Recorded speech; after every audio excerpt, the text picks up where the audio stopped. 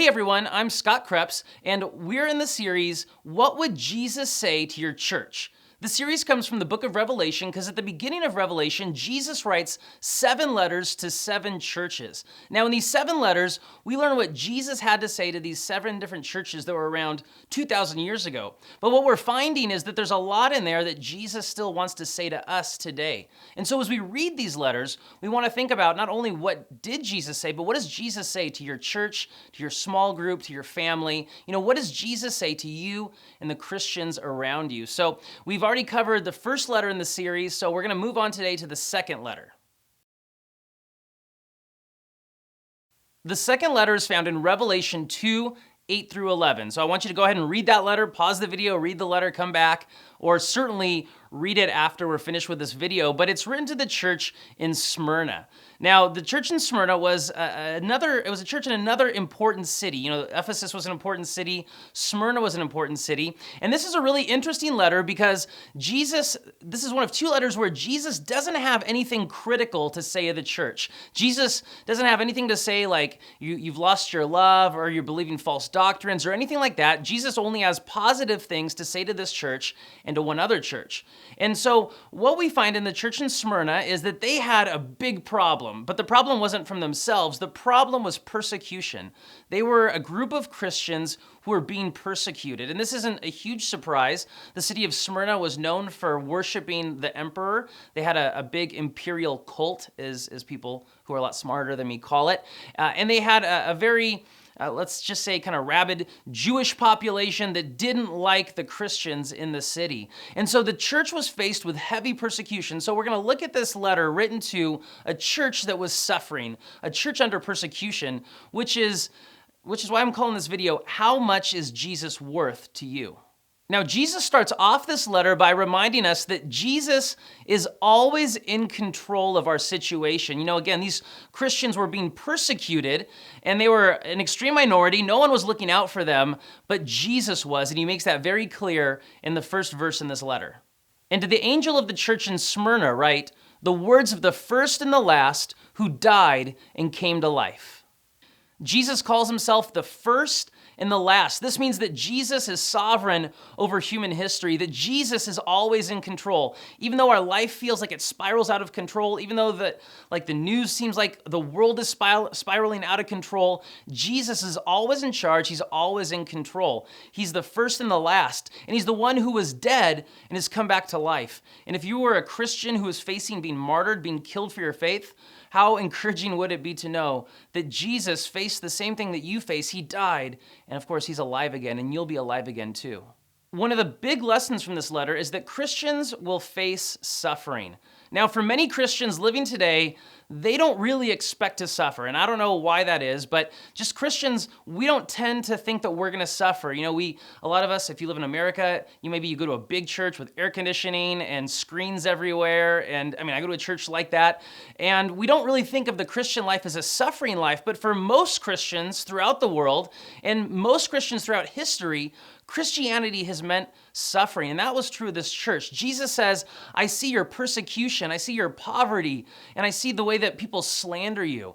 There was intense local persecution for the church in Smyrna. Now, at this point in the New Testament, in the time of the Bible, Christians weren't necessarily being persecuted at large. It wasn't like Rome was trying to get rid of all the Christians, but in the city of Smyrna, it seems like Roman officials and Jewish leaders came together to get rid of the Christians. And this would make sense because, the Jewish people, they didn't really like Christians because they were kind of stirring up all these sort of issues within Judaism. And the Romans didn't like Christians because they refused to worship the emperor. And so the Christians were under persecution. But look, Jesus, he's not surprised by that. He's not like, wow, I can't believe you guys are being persecuted. Jesus had said, he had said, if the world hates me, they're going to hate you. And the Christians in Smyrna understood this. And so they faced their persecution with dignity. They faced their suffering not surprised. And you and I need to expect suffering in the Christian life. But here's the thing. Christians don't have to fear suffering. Look at what Jesus says to these Christians. Look at how he encourages them in the midst of their trials. Do not fear what you are about to suffer. Behold, the devil is about to throw some of you into prison, that you may be tested. And for 10 days you will have tribulation. Be faithful unto death, and I will give you the crown of life. Jesus says, look, you don't have to fear the persecution that you're going to experience, even though it sounds pretty fearful, right? They're going to get imprisoned. Jesus says, look, you're poor in a human way, but earlier he actually said, but you're very rich because they've experienced so many blessings as a result of their suffering, so much closeness with one another and so much closeness with Christ. You know, they loved one another in the church, unlike the church in Ephesus. And Jesus says, look, you're going to be imprisoned by the devil. Satan is going to try and attack you. You're going to be imprisoned for 10 days, which probably isn't 10 literal days, but it's kind of God's saying for a manageable time, God will keep you, God will watch over you. But Jesus says, look, even if you suffer to the point of death, you will receive the crown of life. That's the crown of victory. That if you die for being a Christian, you will receive the trophy of the crown of life. You're the victor. And so Jesus closes off this letter with this incredible statement. He who has an ear, let him hear what the Spirit says to the churches. The one who conquers will not be hurt by the second death. At the end of the letter, Jesus always gives some kind of forceful close like this. And he says, to the one who overcomes, to the one who stands up in the face of suffering, you will not face the second death. He's kind of saying, look, you might experience the first death, martyrdom. You might lose your physical life for Jesus, but you won't experience the second death, which is eternal separation from God, as we read about in the end of Revelation. So that's the letter that Jesus has for the church in Smyrna. Now, how should we think about persecution? It can be difficult for us when we read passages about Christian persecution, especially if you live like in America or in Europe, and you're not really being persecuted for your faith. You know, how do we apply these verses to our lives where policemen aren't knocking down our doors and arresting us for being Christians? Well, there's two things you can do. The first thing you can do is get educated about the persecuted church. Every year, somewhere around 2,000 Christians are being killed for their faith. It's really hard to get an accurate number on there, but 2,000 I think is a pretty conservative number. So Christians are being killed for their faith, they're being imprisoned for their faith, they're being beaten for their faith, their families are being ripped apart. So get educated through a group like Voice of the Martyrs and pray for the persecuted church, because those are our brothers and sisters in Christ. The other thing that you can do is you can ask yourself, and I'd encourage every American to ask yourself, what compromises are you making to avoid suffering?